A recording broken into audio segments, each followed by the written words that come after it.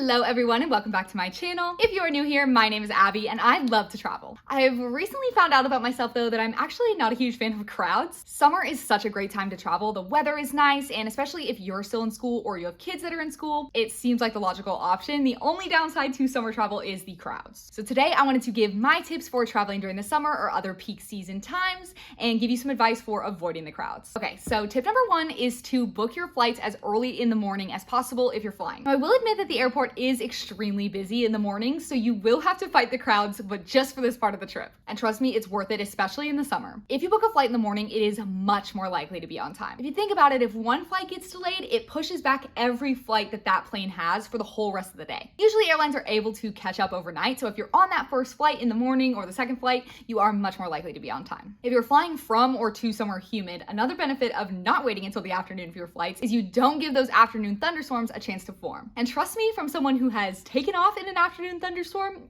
I would advise against it. Genuinely, it was the most terrified I've ever been on a plane, and I love planes. I fully understand what they're capable of. I've seen the stress test of the wings, but it was scary, okay? It was scary. It was scary. It felt like we were falling on Tower of Terror. I'm gonna leave that at Disney World. My next tip is to take your trip during the week instead of on the weekend. I get it, Vegas sounds like it would be more fun on the weekends, and it probably is, but you know who else has that idea? Everybody else. Popular places are going to be less busy during the week, especially when you factor in the fact that people who actually live in that city are gonna be out doing things on the weekends too, so it just adds to the crowds. Another benefit is that flights and hotels are usually a lot cheaper during the week too. Vegas is kind of an extreme example for this because the hotels are like $100 less a night. But a lot of cities I've looked at too, they are cheaper during the week. My next tip is to choose a destination that is currently in its off season or somewhere that is more off the beaten path. So for example, Australia right now is technically in its off season because it is winter for them. So June through August is actually a good time to visit Australia. It's a little bit cooler, but you are gonna have less crowds. But instead of visiting Rome, maybe you visit a couple of smaller cities in Italy instead, or you just do a half day in Rome, something like that, so that you avoid a bulk of the crowds. If you're just looking to get away, you haven't chosen a destination yet, this is a great way to avoid the crowd. Tip number 4 is to check the events calendar. I think this is actually extremely important from this list because if you haven't already planned your trip and you're still kind of in the planning stages,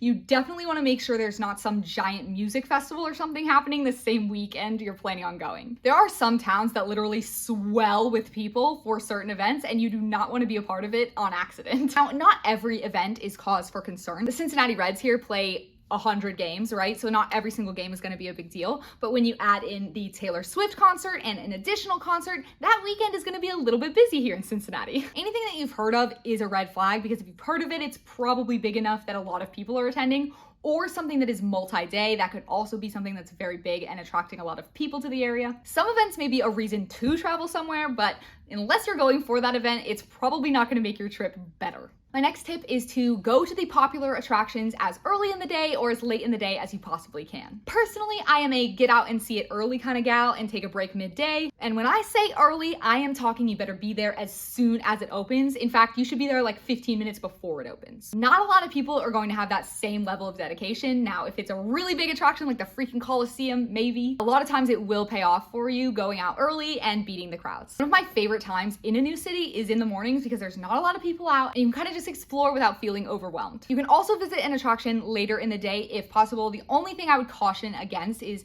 just make sure you're not running too late because you could miss it potentially because it could close or they could not let people in after a certain time. My next tip is to eat earlier or later than the average person. This is especially important for dinner, but really all meals, if you can eat them at different times than is normal, that's going to help you out. The average time for Americans to eat dinner is 6:30, but obviously that can vary throughout the world. Europe, they eat dinner at like 9 p.m. So obviously in Europe, eating a little bit earlier is going to benefit you. It will significantly cut down on the number of people at the restaurant you're trying to eat at, and it could also help you even get a table to begin with or get one without having to wait. My next tip is to buy tickets for events and attractions that you might want to attend ahead of time. If you're traveling during peak times, this is a good idea for a couple of reasons. First of all, you guarantee yourself access. You guarantee that you have a ticket, a way to get in there. A lot of places like museums or events have the option to skip the line if you've already bought a ticket. I'm not saying you have to plan this like weeks in advance. I'm talking like if you you plan on going to the Met tomorrow, maybe you sit down and buy a ticket tonight instead of waiting until you get there tomorrow. It's just gonna save you some time and you won't have to deal with as many crowds. My next tip is to talk to the locals. So the first person that I recommend talking to is gonna be your hotel concierge. Their literal job is to help you find things to do. Definitely gonna have touristy recommendations, but if you just ask them like, where do you like to go? What do you like to see? What do you like to eat? They might tell you places that you hadn't even heard of or thought of. When I feel like I'm having a good conversation with an Uber driver or taxi driver or a waiter, I will ask them like, where do you like to eat? You're much more likely to get places that aren't touristy if you ask people who actually live there, and you're likely to find some hidden gems. Tip number 9 is to use the Google Maps crowd feature. I actually use this all the time at home too when I'm headed out somewhere and I just want to see how busy it's going to be. You can also scope out future times too to decide when you want to go somewhere, because if it looks like it's really busy at 1 but it slows down a little at 3, maybe you go at 3 instead of 1. I like using this because it allows me to plan my day to hit up the most crowded areas early in the day and then head to places that are less crowded. Finally, my last tip for traveling during peak season times is to not check a bag. Not only will you avoid the crowded baggage claim, but the busiest travel time means your bag is more likely to get delayed or lost. I get it, it can be hard to pack 2 weeks of travel in a single carry-on, so if you are bringing a big bag and checking it, I recommend buying an AirTag. I just feel like I've been hearing so many horror stories of people getting their bags lost, but at least being able to tell where your bag is so you can tell the airline it's still stuck in Japan, that's gonna help you out a lot more than just praying and hoping for the best. And being able to check on it while you're traveling eases a lot of anxiety, at least for me. If you are traveling this summer, best of luck, and I hope you have the most amazing time. Thank you guys so much for watching this video, and I will see you guys next time. Bye!